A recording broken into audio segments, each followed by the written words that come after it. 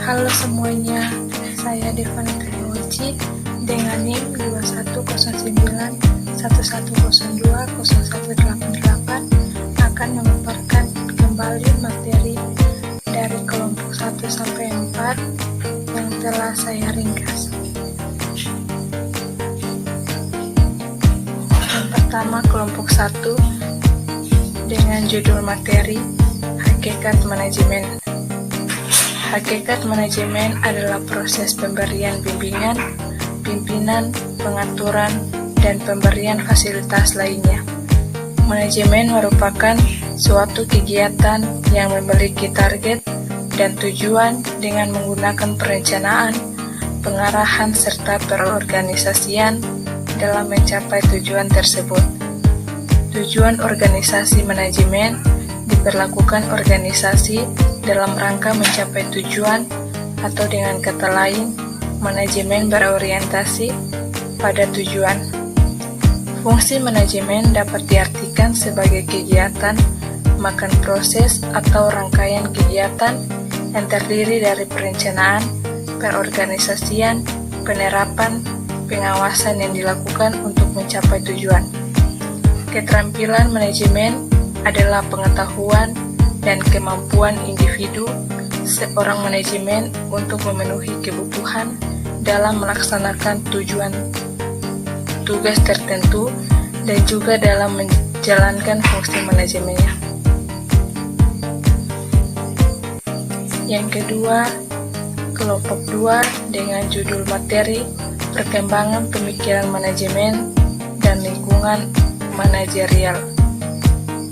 Perkembangan teori manajemen dimulai dari teori manajemen klasik dengan pemikiran manajemen ilmiah dari Taylor dan teori organisasi klasik dari Mayo.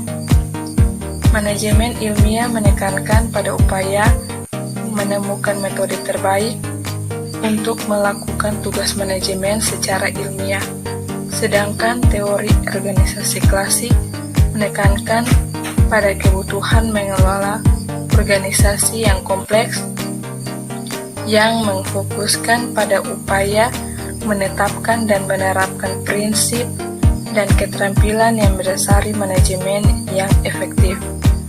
Perkembangan yang memberi fokus yang sangat berbeda dari teori manajemen klasik disebut teori manajemen neoklasik yang ditandai dengan perubahan fokus manajemen yang lebih menekankan pada perilaku baik, pada perilaku manusia maupun perilaku organisasi. Lingkungan manajerial adalah lingkungan internal dan eksternal yang mampu memengaruhi kinerja manajer dalam organisasi. Lingkungan seorang manajer terdiri atas faktor-faktor yang selalu berubah secara konstan atau tetap.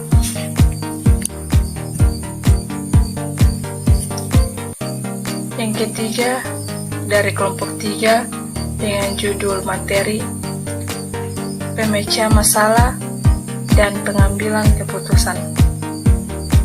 Masalah dalam manajemen adalah pertanyaan yang tidak dapat dijawab langsung karena pada titik awal belum diketahui aturan atau hukum yang dapat digunakan untuk mendapatkan jawabannya. Dan menurut Polya, pemecahan masalah berarti mencari jalan keluar dari sebuah kesulitan, suatu cara keluar dari rintangan, mencapai suatu tujuan yang tidak seketika dapat dimengerti. Pengambilan keputusan banyak pengertiannya menurut ahlinya masing-masing dan juga menurut tempat serta kepentingannya masing-masing. Pengambilan keputusan ini sangat diperlukan dalam melakukan suatu usaha untuk mendapatkan hasil yang baik dan memuaskan, baik secara individu maupun kelompok.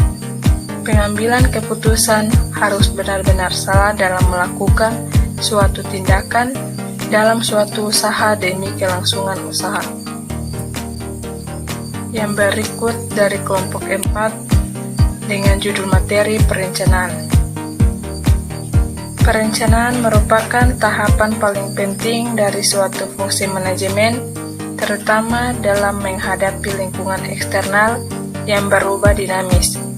Dalam era globalisasi ini, perencanaan harus lebih mengandalkan prosedur yang rasional dan sistematis, bukan hanya dengan firasat atau dugaan. Dalam perencanaan terdiri dari macam-macam perencanaan, yaitu perencanaan organisasi dan perencanaan kontingensi. Perencanaan organisasi terdiri menjadi 3, yaitu perencanaan strategi, taktis, dan operasional. Suatu perencanaan juga terdapat berbagai hambatan dalam penetapan tujuan. Hambatan tersebut antara lain tujuan yang tidak tepat, sistem penghargaan yang tidak tepat, penolakan terhadap perubahan, dan keterbatasan. Perencanaan sangat dikaitkan dengan pengambilan keputusan. Pengambilan keputusan tidaklah mudah, dibutuhkan berbagai alasan-alasan yang bisa menentukan keputusan tersebut. Dalam merencanakan suatu keputusan, semua harus berorientasi ke arah yang bisa menguntungkan satu sama lain dan harus melihat kekurangan-kekurangan yang akan diputuskan.